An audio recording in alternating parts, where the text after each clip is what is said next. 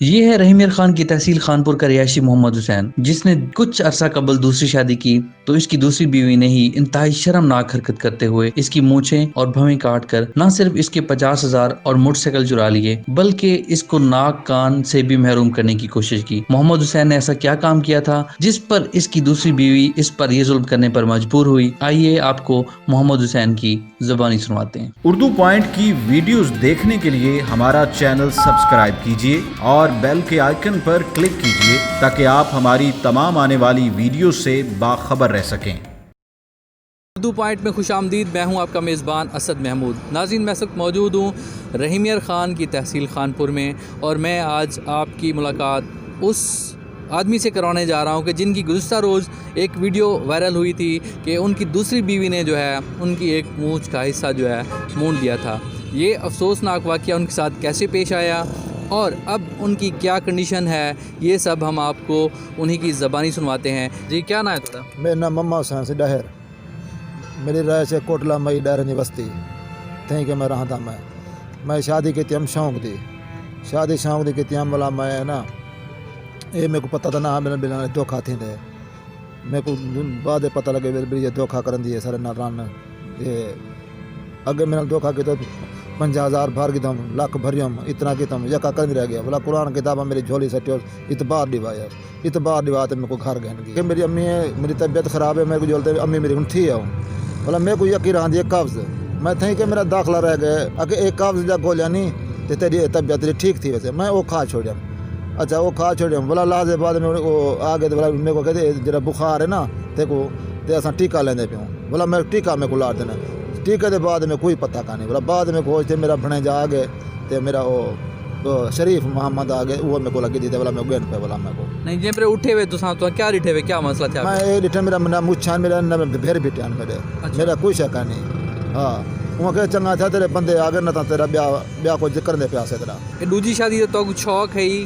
جیڑی کیتی ہے یا ویسے کوئی مجبوری یا شوق چڑھیا ودائی تو شوق چڑھیا ہوتا ہے۔ اچھا شوق چڑھیا ودائی ہن والا شوق دا نتیجہ دے کی دے کیا نتیجہ دے کی تے سے اچھا یہ شوق دی شادی نتیجہ دے کی تے وچ دے اندر دا کوئی پتہ نہ کہ بلی کیا ہے۔ اچھا ہاں سب کیا پتہ بلی سمجھ کیا کرے تھے میری شادی تھی کہ لمبا شمبا دی طرف فون دے رابطہ تھا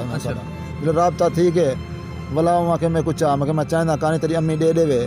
تیرے بھرا راضی تھی پون انہیں کہ مطالبہ سارا یہ ہے جو ساکو بھرا میرا پرنا چاہ تے میں تے کو میری شادی کرنی ہے بولا میں ہوں بھرائی پرنا ہے میں بولا شادی ہوں کیتی ہے میں بولا انہیں شوق میں اپنا پورا کہتے ہوں انہوں نے مطالبہ میں اپنا پورا کرتا ہوں سی میں میرا حال ہی ہوئے نہیں ہوں شوق دا والا نتیجہ چاہ ڈٹھے ہوئے کیا نکتے ہوں شوق دا یہ ہو جو میرا سر میں دا خود مرندی پی ختم ہم شوق دا یہ نتیجہ ہے ہوں تو میں توبہ کٹنا بلی اے شوق دا کرنا ہی کہنی ہوں میں یہ میرا شوق ایک بھالا میرا موٹر سائیکل والا وے میرا نقصان والا وے میری توبہ ہے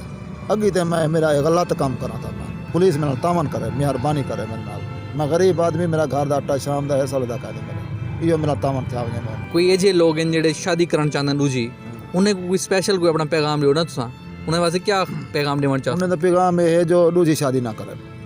ہاں دوجی شادی نہ کرن جی میں ذلیل تھا وہی میں ذلیل تھی تے مرسا ہاں میں اپنی زندگی بچاتے ہی میں نکل آیا میں دوجی شادی بالکل نہ کرن